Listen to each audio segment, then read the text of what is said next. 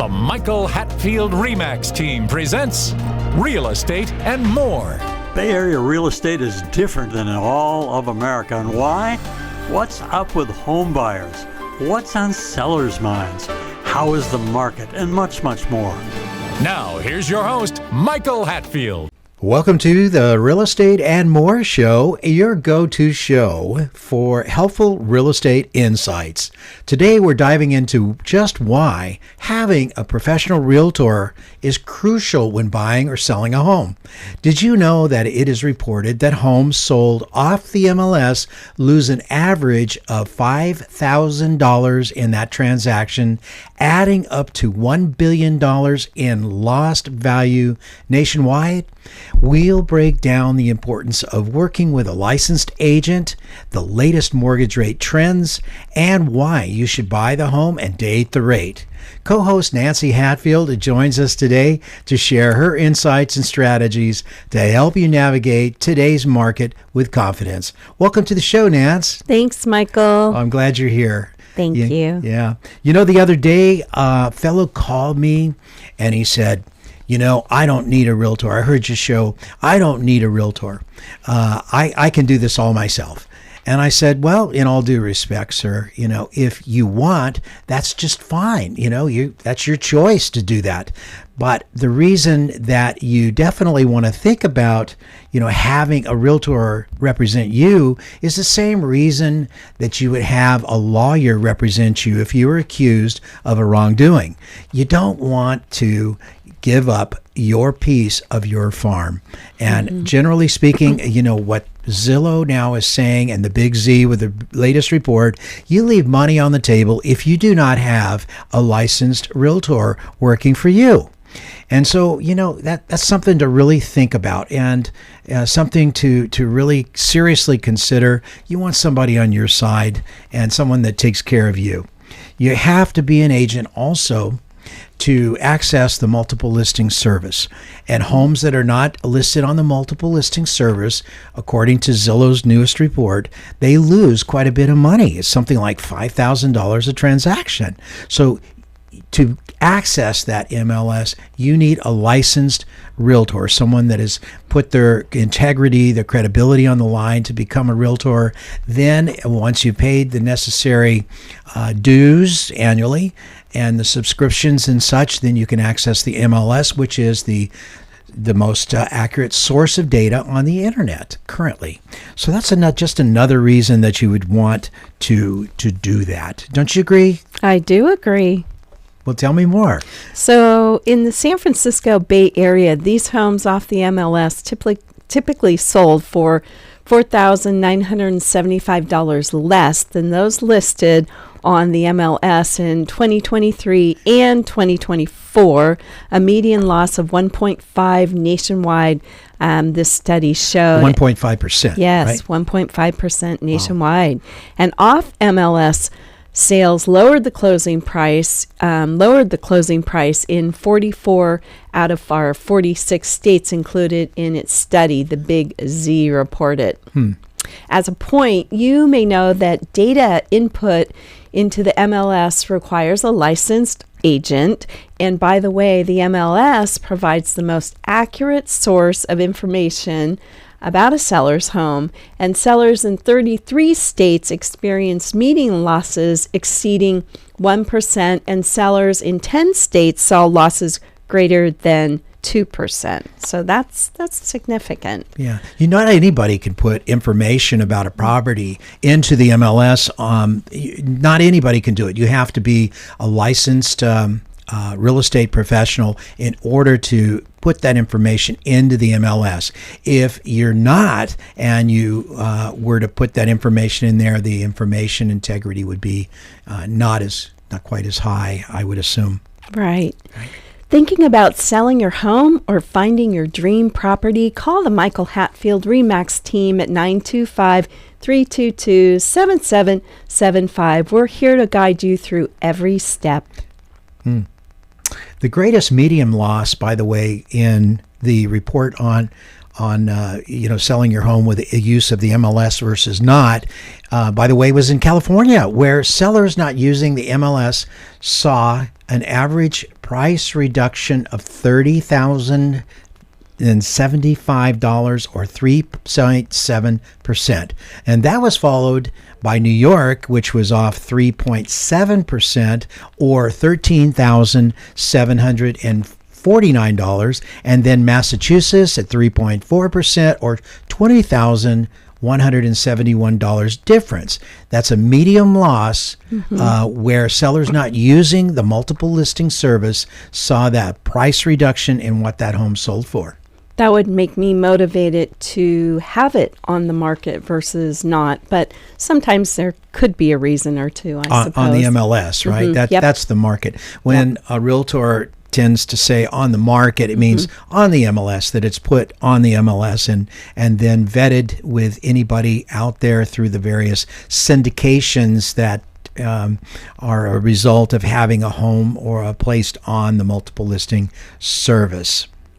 So that study also found that homes in all price tiers typically sold for less when sold off of the MLS, and interestingly, the lower priced homes were most severely impacted. And that's unfortunate, because that's where you would want to get the most for your home when you sell it on the market. So for this report, the Big Z analyzed 10 million transactions with 2.7 million meeting criteria for comparing homes that sold on the MLS versus privately listed sales. Some 97% of transactions were for homes included in the MLS listing, while pocket listings sales that were marketed privately and seemingly only submitted to the MLS once a purchase contract was in place, accounted for 2%. Yeah, so pocket listings essentially are listings that are taken. They're not vetted throughout the MLS. Some sellers wish this to happen this way. So like you could take a listing and instruct your agent that, hey, I only want to have the property market throughout the agents of RE/MAX Accord. Right. And so in our meetings that we have intra company, we would market the property that way. That's called a pocket listing in simple terms. So just to let you know. Right. You don't always hear that term, so you might not know. No. Okay. So anyhow, I just find this information really remarkable, and I'm not trying to justify a job for me and my family. It's that people need to understand that real estate professionals are just that. They're professionals. You would not want to hire an attorney because he has the word attorney in back of his name. You would want to hire a very good attorney if you are accused of wrongdoing. In real estate, it's a function of not only aggravation and frustration if something goes wrong, but it's also a function of your hard-earned dollars. Whether or not you're a buyer, you end up paying more. If you're a seller, you end up not getting as much of proceeds back from your sale. I just find this information very, very interesting. We're going to take a short break. We'll be right back. RE/MAX. The Real Estate Minute with RE/MAX expert Michael Hatfield. Bay Area housing markets are always changing. What should we think of that, Michael? Mark Twain said, "I seldom saw an opportunity until it ceased to be one." We live in the greatest housing market in the nation, but careful thought should be given each time one buys or sells a home. A good agent can help you grasp a great opportunity. Tell us about discount agents, Michael. Discount agents can list your home, but without telling my secrets, they're unlikely to do all we do for clients. It's an unnecessary risk to save a few thousand by hiring a junior agent and lose tens of thousands through a poorly done transaction. You don't know what you don't know. It's wise to hire someone who does. If you or someone you know is interested in buying or selling a home, call the Michael Hatfield RE/MAX team at 925-322-7775 or go to michaelhatfieldhomes.com. When your real estate needs are beyond the standard and you demand more than the status quo, look no further than the Michael Hatfield RE/MAX Accord team, with offices in Danville and 9 more Bay Area locations. Here's Michael Hatfield to tell us more. Do you have a housing problem, such as you live in a 3-bedroom home with 3 children and need 1 more bedroom? You want better schools, or your kids grown up, moved out, and your home is just too large? Our team is a 5-star agent who serves our clients' housing needs as our #1 priority. Call us for a free buyer consultation to start working on your housing problem now. Let us help you to solve your housing issue, whatever your need may be. Call 925-322-7775 to partner buyer or seller needs with the Michael Hatfield RE/MAX Accord team. That's 925-322-7775. 925-322-7775. Come discover a new level of excellence in real estate with the Michael Hatfield RE/MAX Accord team. Now, back to our show. It is interesting. Since December of last year, 2024, we've been watching the rate of the 10-year Treasury bond, which is an indicator that is an important element baked into mortgage interest rates. In December, the 10-year bond was 4.1 and since has trickled down to 4.21. As we've said before, we believe that loan mortgage rates are going lower, perhaps into the 5s in the near future. Nobody's saying that, but we are. We are. We understand that, yes, we do understand that weaker economic data is what tends to promote bond buying, which in turn pushes the home loan rates lower.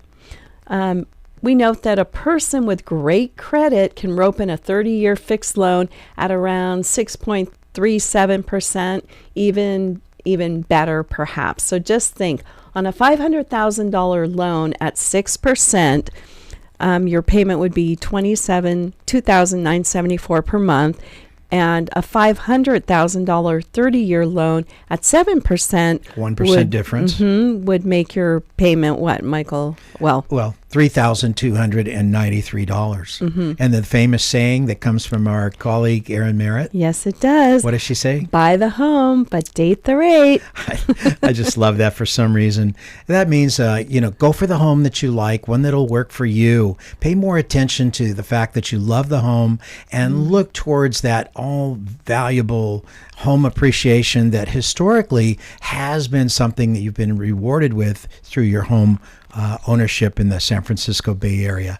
So it's really back on the loan mortgage rates. It's really about qualifying for the loan, then affording the payment thereafter once you have the loan. But once you're into the home, you're also getting other values such as your tax values, tax help that you will get as part of home ownership. So, it's just crazy. Find the home that you want and go for it and get it. That's my thoughts right now. They will not get much, less expensive in the future, especially in the San Francisco Bay Area. Sure, you'll have your ups and your downs and your cycles, but I don't see them getting tremendously less expensive in the near future. And I do see that we're going to have more people come to the market with the decrease in the mortgage rates. So that's what I'm thinking. So sometimes it's just diving in and making it happen for you and your family. Mm-hmm. And I had a young man, first-time home buyer, say to me, he says, you did say you have to stretch just a little bit in the beginning, and it's probably out of your comfort zone, but you do what you got to do in order to make your home yours and get your foot in the door with home ownership, especially in the San Francisco Bay Area. Absolutely. Yeah. Now, interestingly, I had a lady ask me to repeat what we did a couple shows ago. We were talking about the difference between having an increase in a mortgage rate, paying more or paying more for a mortgage loan than you would like to. So, I'm looking at two different graphs. One graph is a graph of the 30-year fixed mortgage rate since June of 2020, and the second graph is a graph of the average home values, all types, for the last 5 years in the Bay Area. The first graph of the 30-year fixed rates show historic 3% mortgage rate from June of 2020 through February of 2022. And that's June of 2020 through about February of 2022.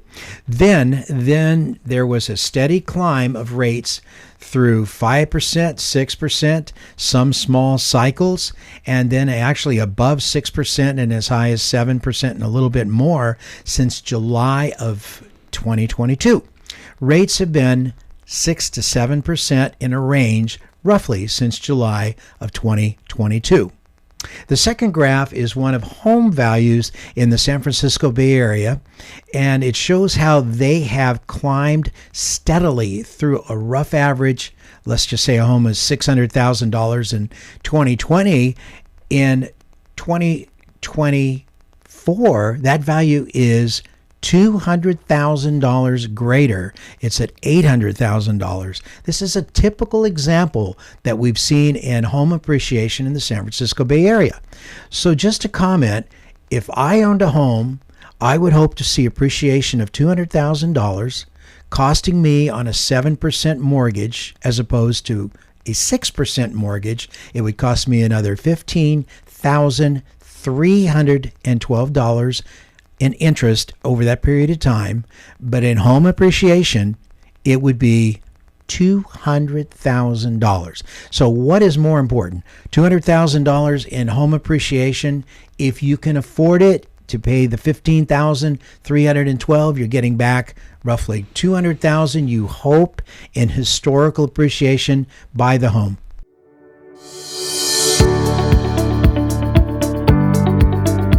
We're Michael and Nancy Hatfield, experienced agents who enthusiastically represent buyers and sellers wishing to buy or sell their home. 2025 could be your year in the marketplace to buy or even to sell. You ask why? The number of sellers and buyers in our current housing market is somewhat limited. Therefore, any lowering of mortgage rates or reduced taxes or reduced inflation or an economic improvement will drive this market and home prices even higher, possibly creating a lost opportunity for buyers. It is time to move on your dreams and take action before your housing quest is left behind. If you or anyone you know is interested in buying or selling a home, please contact us at 925-322-7775 and let's talk about your housing dreams. Now, back to our show.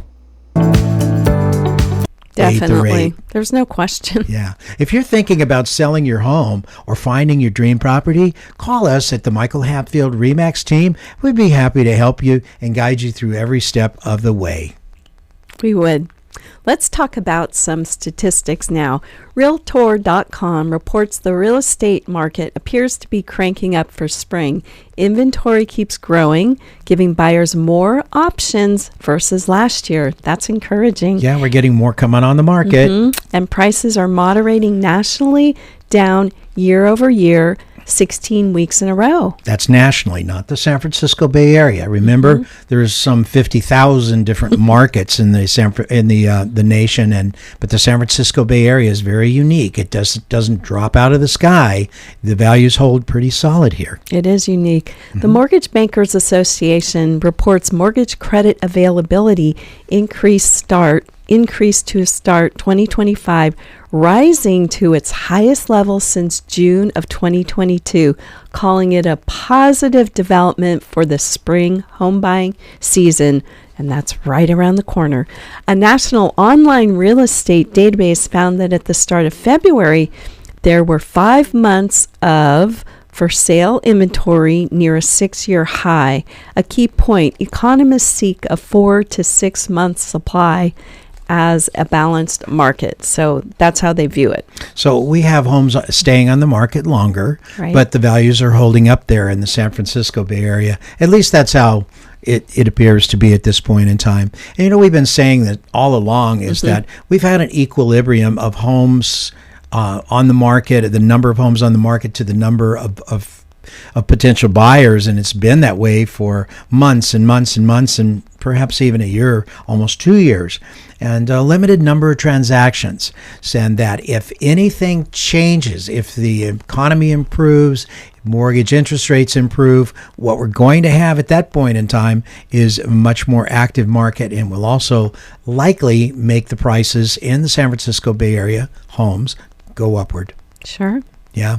So let's, what goes into a FICO score? I want you to help me out on this, Nance. Let's hear. A lot of people are interested. You know, we've heard a lot about FICO scores and credit reports and such. A credit report is something that a mortgage lender will look at and say, okay, well, is Nancy and Michael qualified to make this home purchase? And then, of course, according to the income that's also taken, they put all of that into their magic database, and up it comes. Yes, they are. We hope, and that will be it. Well, back to the FICO score. That's a score that the credit reporting agencies develop for you, and it's a little bit different process on each one of the three credit reporting agencies: TransUnion, Equifax, and Experian. Each one of them have a little bit different formula, but essentially, what goes into them, Nance? So the 5 categories, right? Right. Payment history is 35% of a FICO score, based on whether someone pays their bills or not, or whether they pay them on time, I guess. That's on time. Yep. And amounts owed, 30% of a FICO score is based on how much debt someone has, and length of credit history. So 15% of a FICO score is based on how long someone has had credit. And number 4. New credit accounts, 10% of a FICO score is based on how recently someone opened new credit accounts. And then there's what? A credit mix, That's 10%. number 5. Credit mix, 10% of a FICO score is based on the types of credit someone has. You know, interestingly, credit reports include information about potential bankruptcies, collections, late or missed payments, and they adhere to consumer rules that are put out by the Consumer Protection and such.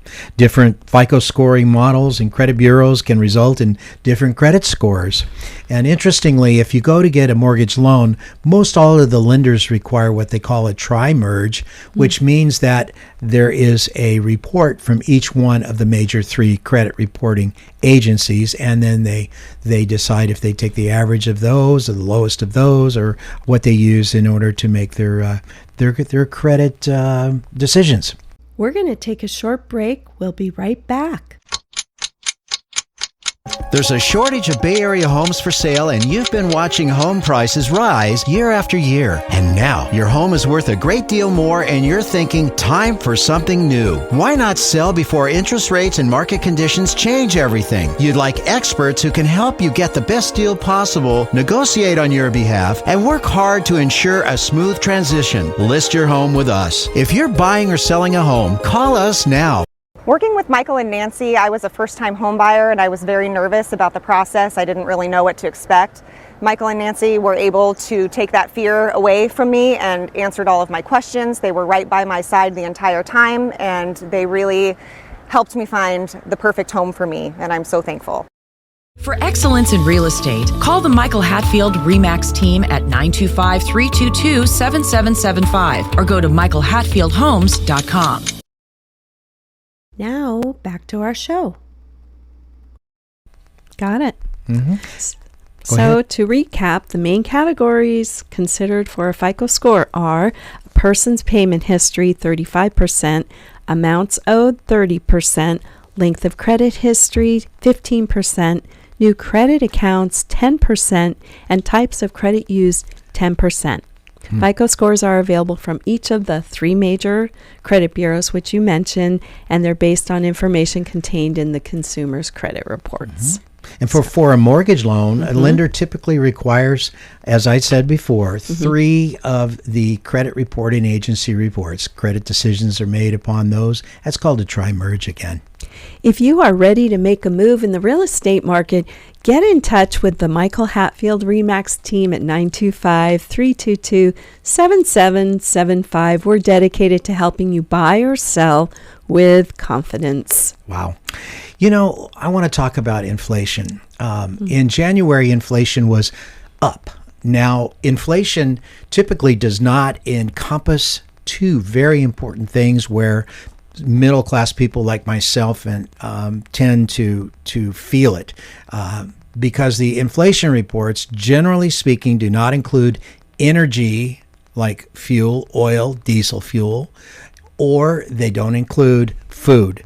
And these are the first places we feel if inflation is really at work, is in food and in energy. So, I've been kind of fascinated by that because food and energy are somewhat connected together, meaning that if you're going to the grocery store and you're going to buy eggs, let's just say eggs, and the price of eggs is high and the price of bread is high, it's generally speaking because the people that have delivered it from the manufacturer, the eggs and the loaves of bread, are having to pay high amounts for their diesel fuel to deliver it. So if the price of diesel fuel and energy goes down, then the price of your eggs, the price of your loaves of bread are going to go down. So the two are somewhat connected together in my view. In January, it surged. The headline consumer price index rose by 0.5% month over month and 3% year over year. And one last point that I would like to make, and I'd like to talk about the trust-owned homes that are not showing additional insured either trusts or LLCs, which may be on the deed, as being part of the listed ownership in insurance declaration pages. So I can probably say that a little bit better. On your declaration page for your home, you want to make sure that as an additional insured that it shows your trust if you are deeded, in fact, in a trust. You don't want to leave that out. And your insurance company should be very willing to put your trust or your LLC on the additional insured portion of your declaration, your insurance homeowner declaration page. That's point. Important because it came to light down in the Los Angeles region after the fires.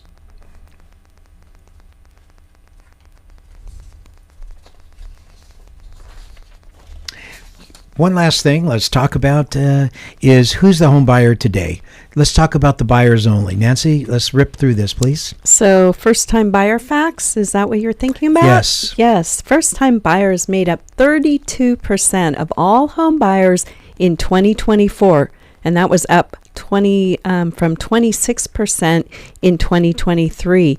75% of young millennials, which I believe is 27 to 35 years of age, and 54% of Gen Xers, that age group's 46 to 60-ish, were first-time home buyers, and 44% of older millennials, ages 36 to 45 years, were also first-time home buyers. So that's kind of interesting, Michael, how that is showing in the marketplace. Yes, who's buying homes. Mm-hmm. Yeah, now, as far as sellers, the biggest group of sellers are the younger boomers. Those are people that were born 1955 through 1964. They are 61 through 70 years of age, and they make up 26% of the home sellers in the market. Gen X, which are the people that are 46 through 60 years old, make up 23%, and then it drops down to 19%, which are the older boomers, 71 through 79. Those could be trust estate sales. Sure. So, wow, what a interesting time that we live in. One thing I'd really like to point out is Proposition 19. Let's go to that one and talk about that for a minute. Proposition 19 took effect in April of 2021.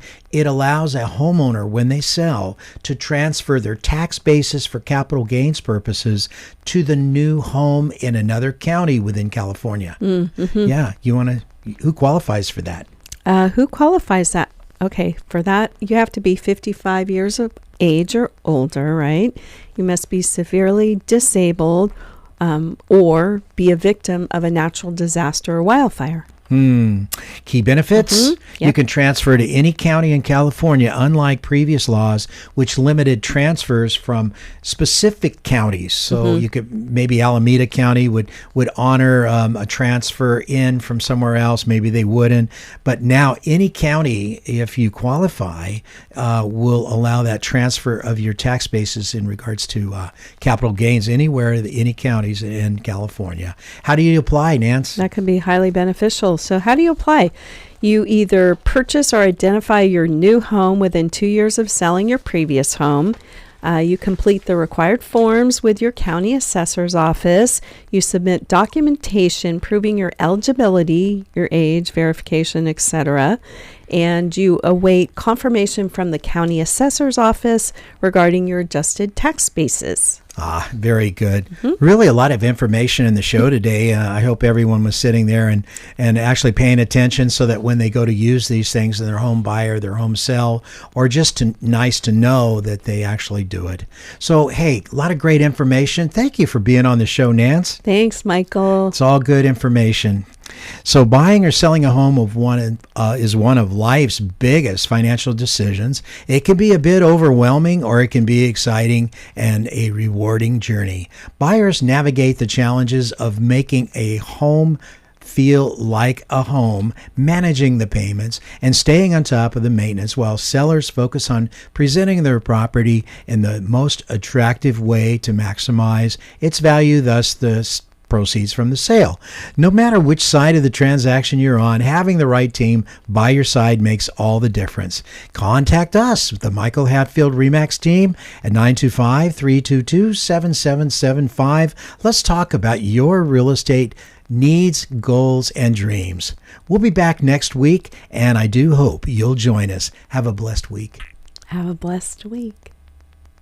Please remember to go to our new YouTube handle, My Real Talk Show. That's My Real Talk Show at youtube.com, and touch that subscribe button.